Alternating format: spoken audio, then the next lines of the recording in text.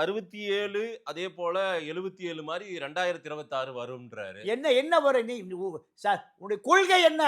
உன்னுடைய ஒரு கொள்கை பாட்டு உன்னால பாட வைக்க முடியுதா? இந்த பாடுனாங்களே என்ன இப்ப. பாட்டு? இதா பாட்டு? சினிமா பாட்டா? ரிக்கார்ட் டான்ஸ் முக்கா புலா பாட்டே போட்டுருக்கலாமே. என் கொள்கை என்ன? திராவிட இயக்க மேடைகள் என்ன என்ன பாட்டுன்னு தெரியுமா? ரத்தம் அப்படியே கொதிக்கும்.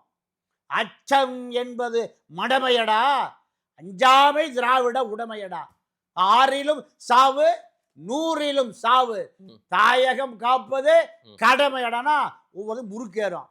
இங்க என்ன சினிமா பாட்டு போட்டு இதுதான் கொள்கை பாட்டா? விஜய் கம்பெனியுடைய கணக்கு புள்ள வெங்கட்ராமன் தான் அந்த கட்சியின் பொருளாளர். விஜய் பேசும்போது எல்லாம் எந்திரிச்சு நிற்கிறான் பாத்தீங்களா பின்னாடி? பண்ணை அடிமைகள், பண்ணை கூலிகள்.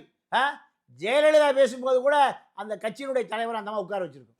இல்ல அவங்க ஜெயலலிதா மேடை கொஞ்சம் ஒசரமா போட்டு கீழே உட்கார வைப்பாங்கன்ற ஒரு பார்வையெல்லாம் விமர்சனமா வச்சாங்க சார். மேடையிலே அந்த மாதிரி உட்கார வச்சு சார்.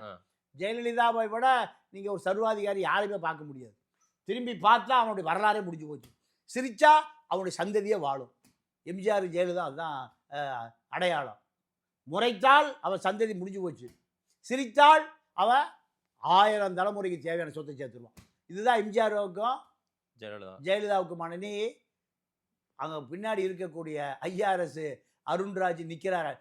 இவர் பேச ஆரம்பிச்சது நின்றுட்டே இருக்க பாத்தீங்களா? பின்னாடி கேமரா காமிக்கிறான் சார். அது யாருமே உட்கார்ல. தலைவர் பேசுறாங்க. என்ன தலைவர் பேசுறாங்க? ஏன் வண்டி ஓட்டிட்டு உட்கார்ந்துருக்கலாமே? வண்டி போட்டுக்கலாமே? இல்ல கையை கட்டிட்டு பல்கி எந்திரிக்கிறாங்க சார். நீங்க எல்லாம் இன்னும் தாவக மாதிரி பேசுறீங்க. ஒரு கட்சியின ஜனநாயக முதல் இருக்கணும், புரிஞ்சுங்க. ஒரு இல்ல ஒரு கட்சியின் மாநாடா தானே இது நடந்திருக்கு.